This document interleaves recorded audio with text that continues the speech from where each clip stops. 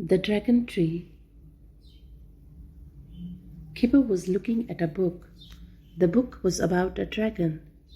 Kipper couldn't read the story. Biff didn't want to read it. She didn't like dragons. Kipper went into Chip's room.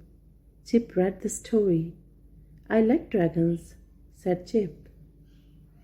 Something was glowing. It was the magic key. "Oh no," said Chip. Chip picked up the box. He ran into Biff's room. "The magic is working," he said.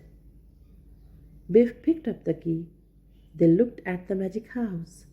"The door is open," said Biff. The magic was working. It took the children inside. It took Floppy too. It took them to a wood. Floppy didn't like the wood. He was frightened.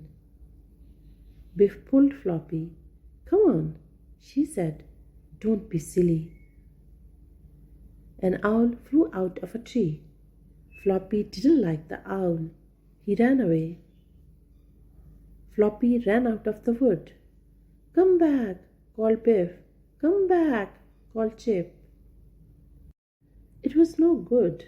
Floppy ran and ran. "Oh, help," said Biff. The children looked for Floppy.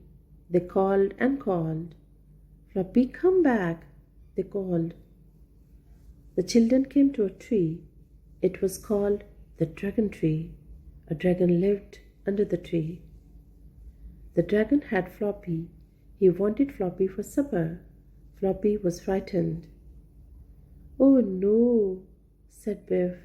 "What a nasty dragon. I don't like dragons." Biff looked at the dragon's tail.